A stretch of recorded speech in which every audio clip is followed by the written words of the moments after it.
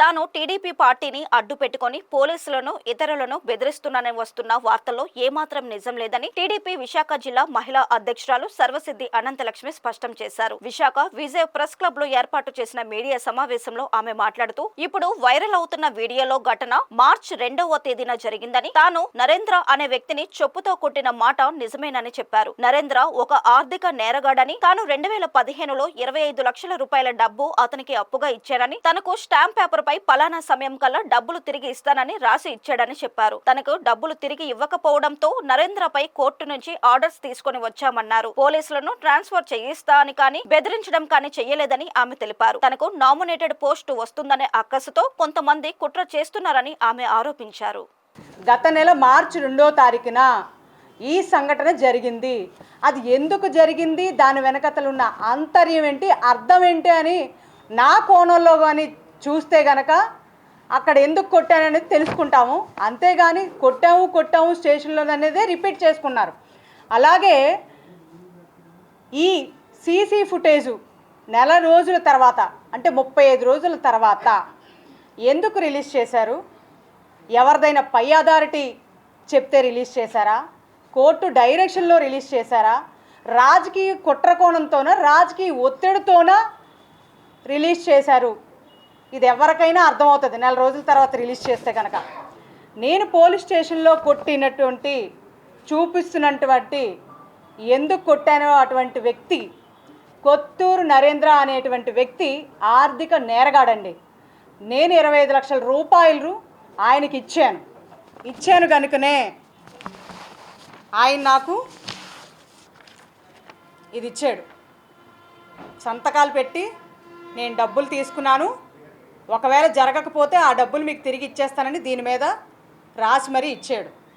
అలాగే ఇదే దాని మీద నాకు డబ్బులు రాకపోతే కోర్టులో కేసు వేసి జడ్జిమెంట్ వచ్చింది. ఆ జడ్జిమెంట్ కాపీ కూడా ఇదే. కానీ అప్పటి నుంచి 2017లో నేను ఇచ్చినటువంటి డబ్బుల దగ్గర నుంచి 2023 ని జడ్జిమెంట్ వచ్చినంత వరకు నేను ఎంత విసిగి ఆవేశపడి వేదనపడి మనోవేదనతో 25 లక్షల రూపాయలకి వడ్డీలు కట్టలేక అప్పుల పాలైపోయి నేను నా ఇల్లుని బ్యాంక్ ఆక్షన్లో నోటీసులు పెట్టుకునే పరిస్థితి ఎందుకు వచ్చింది? నాకు ఒక ఆడదానికి ఎందుకు అంత ఆవేదన మిగిల్చారు అన్న నా కోణంలో కనుక ఆలోచిస్తే, అలాగే ఆ రోజు నేను వెళ్ళడానికి గల కారణం ఏంటంటే అదే కొత్తూరు నరేంద్ర వల్ల మోసపోయినటువంటి వ్యక్తులు కంప్లైంట్ ఇస్తే అతన్ని తీసుకొచ్చారని తెలిసి నేను అక్కడికి వెళ్ళాను. నేను కూడా ఒక బాధితురాలనే కాబట్టి నాకు కూడా ఏమైనా డబ్బులు ఇస్తాడేమో, వస్తాయేమో, ఇప్పటికైనా దొరికాడు కదా, పరారీ అయిపోయిన వ్యక్తి కదా అని చెప్పేసి నేను వెళ్తే ఒక ఆడదాన్నని కూడా చూడకుండా నన్ను ఎన్ని మాటలను ఉంటాడండి.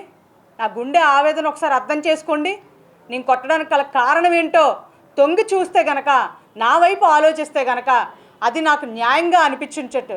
ఎందుకంటే మోసపోయిన వ్యక్తి, డబ్బులు రాక వ్యక్తి, అప్పులు పాలైపోయిన వ్యక్తి మనోవేదన మీకు కనిపిస్తుంది. ఒక ఆడదాన్ని తిట్టిన తిట్లు కనిపిస్తాయి.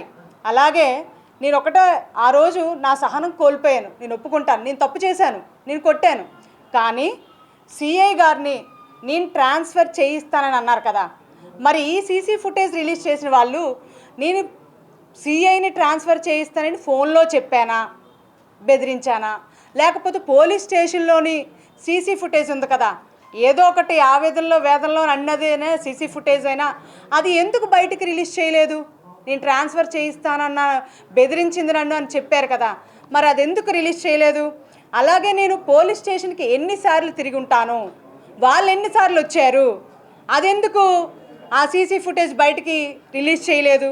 అలాగే స్టేషన్లో నాకు న్యాయం జరగకపోతే నేను సిపి గారి దగ్గరికి వెళ్ళి కలవడం జరిగిందండి. నేను ఒక్కరిదానే కాదు, బాధితులందరం వెళ్ళి కలిసి చెప్తే అన్ని రోజుల నుంచి తిరిగితే అప్పుడు పోలీస్ స్టేషన్కి ఫోన్ చేసి దీని మీద కేసు కట్టావా, నలుగురిని తీసుకొచ్చావా నిందితుల్ని, వాళ్ళ ఆస్తుపాస్తులు ఏంటి, వాళ్ళ బ్యాంక్ అకౌంట్ ఏంటి అన్నీ దర్యాప్తు చేసి కేసు పెట్టు అని చెప్తే నిమ్మకు నీరెత్తుగా ఐడబ్ల్యూ రైటర్ గోవింద్ గారు నా చుట్టం నా బంధువు అని చెప్పేసి సిఐ గారు ఆయన కుమ్మక్కైపోయి కేసు నీరు కార్చేశారండి.